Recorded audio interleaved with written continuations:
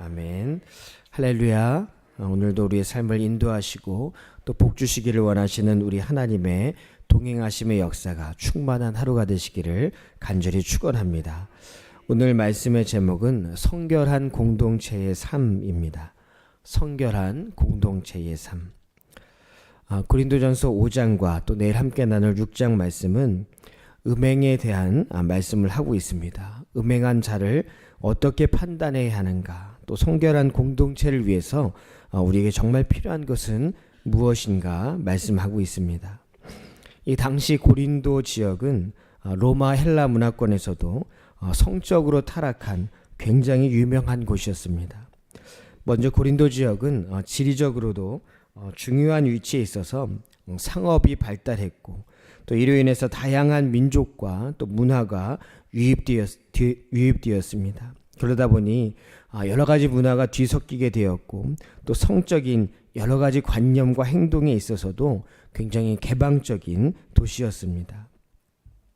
그런데 이런 문화적 배경 속에서 기독교가 전파되면서 초기 기독교 공동체는 이러한 성적 타락과 도덕적 혼란에 직면하게 되었습니다. 신앙과 또 현실적인 여러 가지 성적인 문제 가운데서 어떻게 대처하고 어떤 선택을 해야 할 것인가. 그런데 사실 고린도 교회는 단순히 성적인 문제만 있었던 것이 아닙니다. 사실 죄라는 것은 이 확장성이 굉장히 뛰어납니다. 움직이지 않고 가만히 있는 것이 아니라 오늘 말씀의 누룩처럼 온 덩어리에 이 누룩이 퍼지는 것 같이 이 죄라는 것은 삶의 곳곳에 스며들어 영향을 미치게 됩니다. 성적인 문제가 단순히 성적인 문제만으로 끝나지 않는다는 것입니다. 그러기에 오늘 말씀도 단순히 음행을 행한 자를 어떻게 대할 것인지, 성적으로 순결한 삶을 살기 위해서 어떻게 대처해야 하는지, 이러한 것들에 국한된 문제가 아니라 우리 안에 누룩과 같은 이 죄의 문제, 이 죄의 근원의 문제를 어떻게 제거할 것인가, 무엇이 그 판단 기준이 될 것인가, 이것에 대한 깊은 신앙의 문제를 다루고 있는 것입니다. 먼저 오늘 본문을 크게 세 부분으로 나눠보면 1절부터 5절까지는 바울에게 보고된 부도덕한 일과 그에 대한 바울의 책망의 말씀입니다. 또 6절부터 8절까지의 말씀은 이 책망에 대해서 좀 더 쉽게 이해할 수 있도록 하기 위해서 누룩의 비유를 통해 말씀하고 있습니다. 적은 누룩이 전체 덩어리에 퍼지게 되기 때문에 반드시 누군 누룩을 제거해야 한다는 것입니다. 그리고 9절부터 마지막 13절까지는 교회 밖의 사람들에 대한 심판에 대한 내용과 또 교회 내부 사람들에 대한 징계의 내용이 이어지고 있습니다. 바울은 이 에베소에서 고린도 교회의 소식을 듣고 안타까워할 수밖에 없었습니다. 지금이라도 당장 고린도로 달려가고 싶었지만 그럴 수 없었기에 편지를 쓰면서 하루빨리 다시 만나기를 소망했습니다. 왜냐하면 정말 고린도 교회 성도들은 고린도 교회 성도들을 자신의 영적인 자녀들로 생각했으며, 특별히 다른 지역보다도 많은 유혹이 있었던 곳이 바로 이 고린도였기 때문에 그들에게 더 큰 관심을 갖고 그들을 바라봤던 것입니다. 오늘 말씀 속에는 성적인 문제를 이야기하고 있지만 그보다도 이들이 어떤 공동체를 만들어가야 하는가, 공동체의 신앙적인 기준이 무엇이 되어야 하는가 말씀하고 있습니다. 본문을 중심으로 말씀을 함께 나누며 오늘날 우리에게 하시는 말씀은 무엇인지 깨닫고 기도의 제목을 얻고자 합니다. 첫 번째는 하나님만을 높이는 공동체가 되어야 합니다. 하나님만 높이는 공동체가 되어야 합니다. 오늘 본문 말씀을 시작하면서 너희 중에 심지어 음행이 있다 함을 들었으니, 그런 음행은 이방인 중에서도 없는 것이라. 누가 그 아버지의 아내를 취하였다 하는도다. 이 말씀 속에는 사실 여러 가지 의미가 담겨져 있습니다. 먼저 너희 중에 음행이 있다는 것, 또 그 음행이 이방인 중에서도 찾아보기 힘든 일이라고 말씀하고 있습니다. 성적으로 타락했을 뿐만 아니라 윤리의 기준도, 도덕적인 기준도 사라진 것입니다. 그런데 이 문제가 세상 가운데 있었던 것이 아니라 바로 교회 안에서 이루어진 일이었습니다. 그는 음행 중에 있었는데 아버지의 아내를 취했다고 합니다. 즉 계모를 취한 것인데, 그것도 교회 안에 있던 성도가 그랬다는 것, 그것은 신앙인으로서는 절대 해서는 안 되는 일이었습니다. 신앙적인 양심과 도덕적인 기준, 그 무엇으로 봐도 이해가 되지 않는 행동이었던 것입니다. 그런데 그것에 대한 죄책감도 없었습니다. 그는 당당했습니다. 이런 죄에 대한 당당함, 이것은 다른 사람에게 영향을 미칠 수밖에 없었습니다. 공동체 전체를 병들게 만드는 행위였습니다. 그런데 이 음행 뒤에는 더 무서운 것이 있었습니다. 왜 그가 자신의 아버지의 아내를 취하게 되었을까요? 그리고 왜 이 일이 교회 안에서 용인되었을까요? 당시 이 고린도에서는 남자가 죽었을 때 그 유산은 자녀에게 가는 것이 아니라 100% 부인에게 갔다고 합니다. 그래서 성서학자들은 왜 본문에 등장하는 남자가 자신의 아버지의 아내를 취했을까? 바로 유산 때문에, 자신에게 돌아오지 않는 이 유산 때문에 아버지의 아내, 즉 계모와 결혼하게 되는 말도 안 되는 일을 했다는 것입니다. 그리고 이 일이 왜 교회 안에서 용인되었을까? 그가 정말 많은 재산을 소유했기 때문에 아무도 그에 대해서 잘못했다고 말하지 못하고 교회에서 쫓아내지 못했다는 것입니다. 고린도 교회는 복음과 신앙이 우선이 되어야 하는데 세상의 물질과 또 권력이 우선이 되었습니다. 죄를 지었으면 회개하고 변화되어야 하는데 자신의 죄에 대해서 부끄러워하지도 않았고 당당했습니다.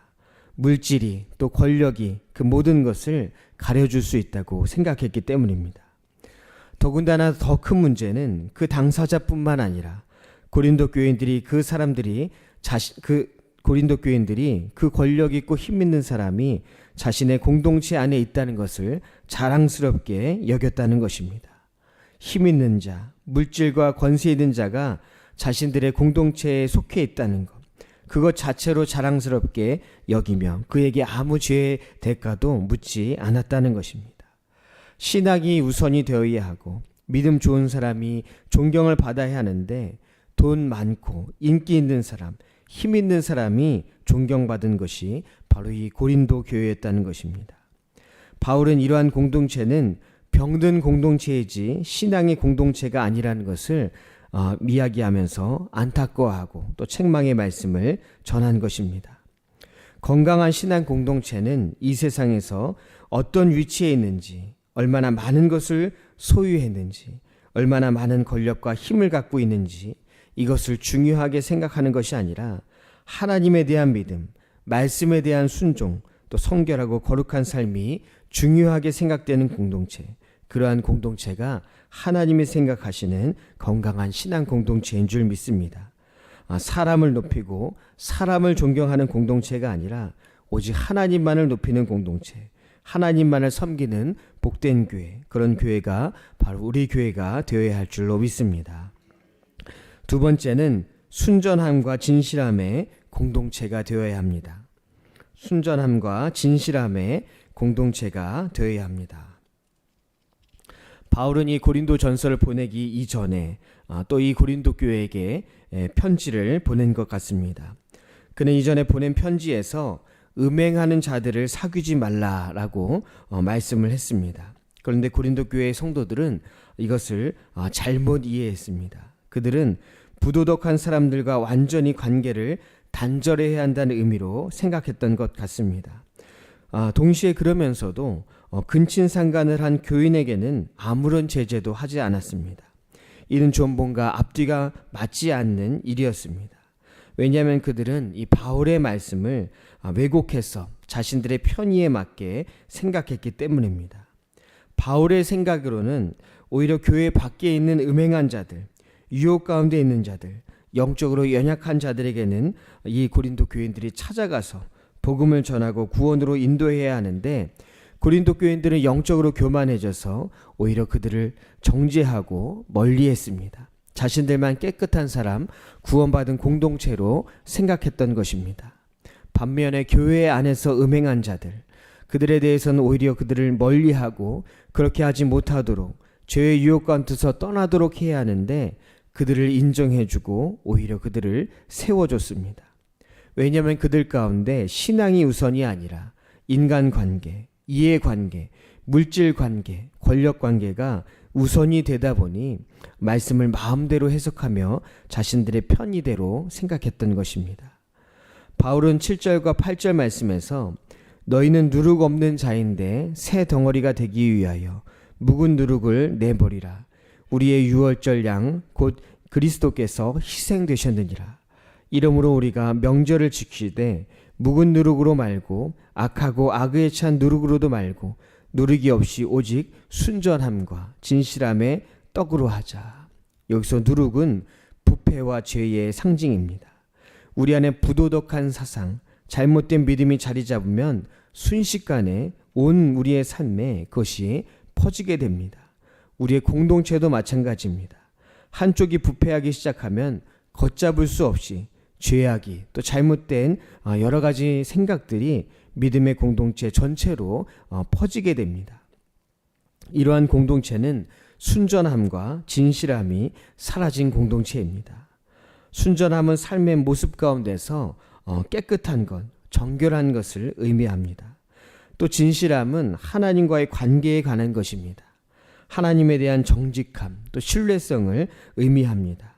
삶의 순전함과 또 하나님 앞에 진실함이 있을 때 우리는 사람 앞에서도 또 공동체 안에서도 순전함과 진실함으로 살아갈 수 있습니다. 그것이 무엇으로 가능하냐? 바로 유월절 양 그리스도께서 우리를 희생하셨다는 것. 우리를 위해서 우리의 모든 죄를 대신 지시고 십자가에 못 박히셨다는 것을, 그것을 인정하고 믿어갈 때 우리 안에 이러한 순전함과 진실함의 삶이 넘쳐나게 된다는 것입니다. 그러므로 우리는 늘 주님을 생각하며 우리의 삶을 더욱더 주님 앞에서 순전하게 진실하게 만들어가야 할 줄로 믿습니다. 만약 우리 신앙생활에서 이러한 것들이 사라진다면 우리의 신앙은 거짓된 신앙이 될 수밖에 없습니다. 자신을 속이고 다른 사람을 속이고 더 나아가 하나님을 속이게 되는 것, 그것은 자신의 마음을 강팍하게 만드는 길입니다. 오늘도 주님은 우리가 순전함과 또 진실함으로 살아가기를 원하십니다. 우리 삶 가운데 있는 누룩과 같은 보이지 않지만 순식간에 우리의 삶을 병들게 만드는 모든 거짓된 죄악들을 버리고 오직 순수하고 신실함으로 하나님을 섬기는 우리 모두가 되시기를 간절히 축원합니다. 세 번째는 성결한 공동체가 되어야 합니다. 성결한 공동체가 되어야 합니다. 성결한 공동체는 자정 능력이 있는 공동체입니다. 바울은 교회 밖에 있는 사람들을 판단할 필요는 없다고 말씀합니다. 교회 밖에 있는 사람들을 판단할 필요는 없다. 왜냐하면 때가 되면 하나님께서 그들을 심판하시고 판단하실 것이기 때문입니다. 그들이 어떻게 살아가든 우리가 그들을 심판하고 판단하고 비판할 필요는 없습니다. 우리의 사명은 그들에게 때를 얻든지 못 얻든지 끝까지 복음을 전하는 것입니다. 그러나 교회 안에 있는 사람들에게는 다릅니다. 그들이 타락하고 비신앙적인 삶을 살아가고 있을 때 우리는 그들에게 바른 삶의 방법을 제시하고 또 바른 길로 돌아올 수 있도록 권면해야 합니다. 그럴 때 교회는 더욱 성결한 공동체가 될 수 있습니다. 경건한 사람으로 유명했던 존 구호라는 분이 있습니다. 그는 젊은 날 방탕한 삶을 살았으나 예수 그리스도를 만나고 성결을 최고의 가치로 삼고 평생을 살았던 분입니다. 왜냐하면 자신이 젊은 날 방탕했기 때문에 성결이 얼마나 가치 있는 것인지, 성결한 삶을 살아가는 것이 얼마나 소중한지를 알았기 때문입니다. 그는 청년들이 모이는 곳마다 가서 청년들이여 성결한 삶을 사십시오. 젊은이여 성결한 삶을 사십시오 라고 외쳤습니다. 그러나 청년들의 반응은 뜨겁지 않았습니다. 성결한 삶을 살라는 것이 부담이 되었기 때문입니다. 아마 이분이 차라리 이 청년들을 찾아가서 성공하십시오. 하나님의 사람이 돈도 많이 벌고 성공하면 하나님께 영광이 됩니다. 이렇게 말씀을 전했다면 아마 큰 인기를 끌었을 텐데 청년들에게 찾아가서 성결하십시오. 성결하십시오. 이 말은 굉장히 부담이 되는 말씀이었습니다. 그러나 그는 청년들의 반응과 관계없이 계속해서 청년들이 모이는 곳마다 가서 성결해야 된다 선포했습니다. 그리고 그가 죽기 얼마 전에 필라델피아에서 청년 집회에 강사로 초청되었을 때 그는 그곳에서도 강단에 올라서 성결한 삶을 살아야 한다고 강조했습니다. 성결한 삶을 살아야 한다. 그러다가 강단 위에서 말을 다 끝맺지 못하고 그대로 쓰러져서 돌아가셨다고 합니다. 그는 죽기까지 청년들을 향해서 성결해야 한다고 강조했습니다. 그것을 들은 이 청년들이 훗날에는 그 말씀을 심각하게 받아들이고 대학 안에서 성결 운동이 일어나기 시작했다고 합니다. 이처럼 우리는 언제나 끝까지 성결하게 살아야 할 줄로 믿습니다. 신앙적인 윤리를 지켜야 합니다. 또 말씀대로 살아가야 하는 것입니다. 이러한 말을 하는 것을 부담스러워해서는 안 됩니다. 우리 서로가 우리 성도가 서로 이러한 이야기를 해줄 때 말씀대로 살아가야 한다. 성결한 삶을 살아가야 한다. 이렇게 이야기할 때 우리 삶 가운데 참된 성결의 삶이 넘쳐날 줄 믿습니다. 우리 공동체의 성결함을 지키는 길, 그것은 우리가 하나님께 징계를 받기 전에, 하나님의 판단을 받기 전에 먼저 거룩하고 성결해질 때 우리의 공동체가 더욱더 건강한 공동체가 될 줄로 믿습니다. 우리 안에 있는 모든 오래된 누룩들, 그것을 제거하고 성결한 삶을 통해 하나님께 영광을 올려드리는 복된 은혜가 넘쳐나시기를 간절히 축원합니다. 오늘도 우리 사도 바울의 말씀처럼 우리 공동체가 사람이 아닌 오직 하나님을 높이는 공동체, 또 순전함과 진실함의 공동체, 또 성결한 공동체가 되시기를 간절히 축원합니다. 기도하겠습니다. 사랑의 주님, 감사를 드립니다. 주님은 우리를 복된 성도의 삶으로 불러주시고 또 우리에게 귀한 공동체를 허락해 주심을 감사를 드립니다. 우리의 공동체가 사람이 아닌 오직 하나님만을 높이는 거룩한 공동체가 되게 하여 주시옵시고 우리의 모든 삶이 주님 안에서 순전함과 진실함으로 준비되어지는 복된 삶이 되어질 수 있도록 주님 함께하여 주시옵소서. 또한 우리가 세상의 죄악 가운데 있는 것이 아니라 오직 주님 예수 그리스도의 피로 인해 구원받은 성결한 공동체가 될 수 있도록 우리의 삶을 늘 인도해 주시옵소서. 오늘 이 시간 간절한 소원들과 함께 드린 귀한 예물이 있습니다. 이 예물이 하늘에 속한 신령한 복과 땅에 속한 기름진 축복이 있게 하여 주옵시고 하나님의 선하신 뜻 가운데 모든 기도의 제목이 응답되게 하여 주시옵소서. 기도로 하루를 시작하오니 성령께서 동행해 주시는 복된 하루가 될 줄 믿사오며 살아계신 우리 주 예수 그리스도의 이름으로 간절히 기도하옵나이다. 아멘.